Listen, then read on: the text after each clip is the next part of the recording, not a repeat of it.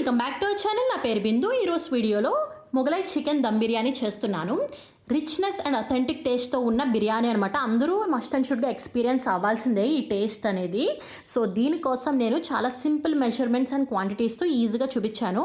Process అనేది start చేస్తున్నాను, miss అవ్వకండి. ఇప్పుడు మ్యారినేషన్ ప్రాసెస్ అనేది చూపిస్తున్నాను. ప్యాన్లో నేను 500 గ్రామ్స్ చికెన్ని బాగా వాష్ చేసి తీసుకున్నాను. And 1/4 cup kaju and 1/4 cup pista and 1/4 cup బాదం కూడా యాడ్ చేసుకున్నాను. మీకు కట్ చేసుకుని వేసుకోండి కొంచెం పెద్దగా అనిపిస్తే. అండ్ హాఫ్ కప్ ఫ్రెష్గా చేసుకున్న ఇంట్లో చేసుకున్న మలాయ్ అనమాట. లేదు అనుకుంటే ఫ్రెష్ క్రీమ్ కూడా యాడ్ చేసుకోవచ్చు. అండ్ ఫ్రెష్గా చేసుకున్న 2 tablespoon ginger garlic paste and 1 cup curd and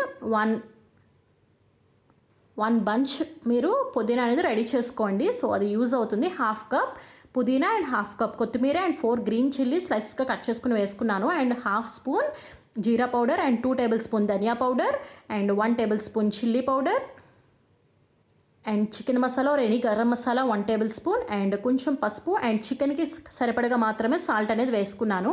and must and షుడ్గా 1 టేబుల్ స్పూన్ ఇలాచీ పౌడర్ అనేది వేసుకోవాలి. And 1 star anise 1 full cinnamon stick and 7 cloves and 1 tablespoon షాజీరా, ఇది కూడా మస్ట్ అండ్ షుడ్గా వేసుకోవాలి.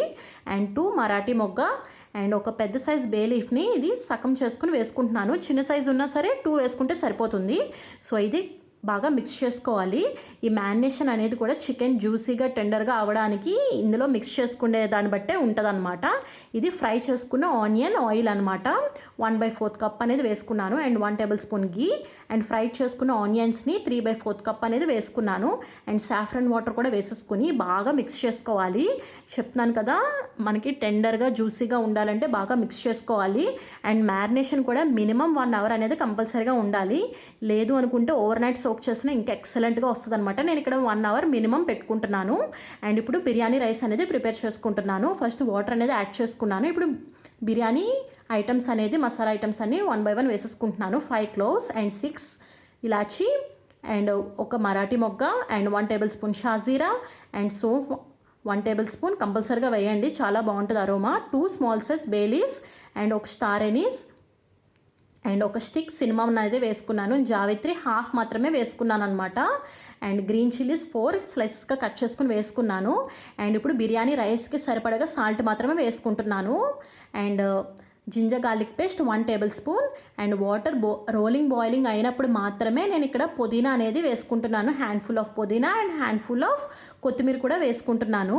అండ్ ఇప్పుడు 1 అవర్ సోక్ చేసుకుని పక్కన పెట్టుకున్న బిర్యానీ రైస్ 1 గ్లాస్ అనమాట. మనం వాటర్ తాగుతాం కదా గ్లాసు, ఆ గ్లాస్ నిండుగా నేను బిర్యానీ రైస్ సోక్ చేసుకుని అది వేసేసుకుంటున్నాను.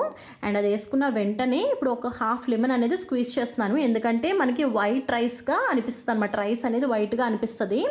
సో ఇప్పుడు 1 అవర్ తర్వాత నేను మ్యారినేషన్ అనేది చూపిస్తున్నాను. చికెన్ అనేది చూసారు కదా ఎంత బాగుందో. ఇది ఓవర్ నైట్ సోక్ చేసుకుంటే ఇంకా ఆయిల్ అనేది పైకి రిలీజ్ అవుతుంది అనమాట. మనం ఆనియన్ ఆయిల్ వేసాం కదా, అది పైకి అనేది రిలీజ్ అయ్యి కనిపిస్తుంది. ఇక్కడ నేను ఓన్లీ 1 అవర్ మనం మ్యారినేట్ చేసుకున్నాం కాబట్టి ఇది అంత క్లియర్గా కనిపించట్లేదు. సో మీకు వీలుంటే ఖచ్చితంగా ఓవర్ నైట్ సోక్ చేసుకోండి. నెక్స్ట్ డే బిర్యానీ అయితే ఎక్సలెంట్గా ఉంటుంది. అండ్ ఇక్కడ రోలింగ్ బాయిలింగ్ అవుతుంది కదా, సో ఇదేంటంటే 60% రైస్ కుక్ అయినప్పుడు తీసుకుని మనం ఆల్రెడీ మ్యారినేట్ చేసుకున్నాం కదా దాని మీద స్ప్రెడ్ చేసుకోవాలి. అండ్ మనకి కొంచెం లైట్గా పలుకుగా ఉండాలి, అది 60% కుక్ అయినట్టు అనమాట. మరీ గట్టిగా ఉండకూడదు, బట్ పలుకు అనేది రైస్లో ఇంకా ఉంటే అది 60% ఈజ్ ఇనఫ్ అనమాట. ఇక్కడ నేను స్ప్రెడ్ చేసేసుకుంటున్నాను. చూసారు కదా, ఇది లెమన్ యాడ్ చేసుకోవడం వల్ల మనకి రైస్ అనేది ఇంకా ప్యూర్ వైట్గా అనేది అనిపిస్తుంది. అండ్ ఇప్పుడు రిమైనింగ్ ఎంత పర్సెంట్ కుక్ చేసుకోవాలనేది మీరు చూసేయండి.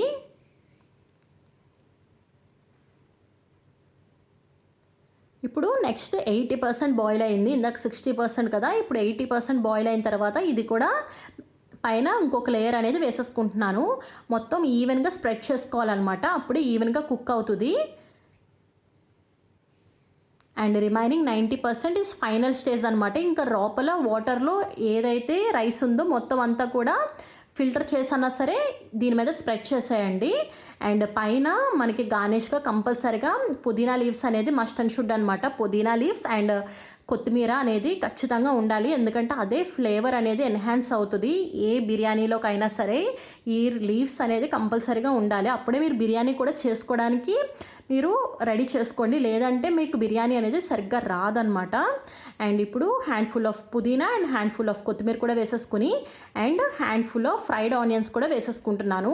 ఇందాక 3/4 కప్ అనేది ఆనియన్స్ వేసుకున్నాను అండ్ ఇప్పుడు హ్యాండ్ఫుల్ ఆఫ్ ఫ్రైడ్ ఆనియన్స్ అనేది వేసుకుంటున్నాను అండ్ రిమైనింగ్ 1/4 కప్ ఆయిల్ కూడా వేసేసుకుంటున్నాను, ఫ్రైడ్ ఆనియన్స్ ఆయిల్.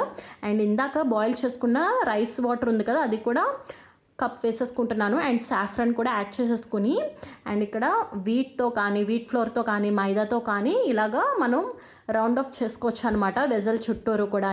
ఎందుకంటే మనకి ఆవిరి అనేది బయటికి పోకుండా మనకి స్టిక్ చేసుకోవడానికి అవకాశం అనమాట ఇదే. అండ్ పైన లిడ్ పెట్టేసుకున్నాను అండ్ ఎక్కడైతే గ్యాప్స్ ఉన్నాయో అక్కడ కూడా క్లోజ్ చేసేసుకుని అండ్ నేను ఆల్రెడీ ప్యాన్ పెట్టుకుని హీట్ చేసి రెడీగా ఉంచుకున్నాను అనమాట హై ఫ్లేమ్ మీద. సో ఇక్కడ మీకు దమ్ పెట్టుకునే ప్రాసెస్ ఏంటంటే 8 minutes on high flame, 7 minutes on లో ఫ్లేమ్ అండ్ స్టవ్ ఆఫ్ చేసేసి 20 minutes వదిలేసిన తర్వాత మాత్రమే ఓపెన్ చేసి మిక్స్ చేసుకోవడం కూడా ఎలాగనేది మీకు చూపిస్తున్నాను. చూసారు కదా, మనకి 20 minutes తర్వాత నేను ఓపెన్ చేశాను, ఎంత బాగా వచ్చిందో. అసలు ఎక్కడ కూడా మెతుకు అనేది స్టిక్ కూడా అవ్వలేదు, ఎందుకంటే మనం ఆయిల్ వేసుకున్నాము అండ్ కలర్ కోసం లెమన్ కూడా యాడ్ చేసాము. అండ్ ఇక్కడ నేను తీసే విధానం కూడా కింద డౌన్ నుంచి తీస్తున్నాను. సో ఎప్పుడైనా సరే అలాగే తీయాలి, ఎక్కడ స్టిక్ కూడా అవ్వలేదు మీరు చూసినట్టయితే. అండ్ ఇక్కడ ఏంటంటే నేను పీస్ అనేది ఎంత జ్యూసీగా టెండర్గా ఉంది అనేది ట్రై చేస్తున్నాను, బట్ చాలా వేడిగా ఉందనేది అది క్యాప్చర్ అవ్వలేదు అనమాట, అంతే.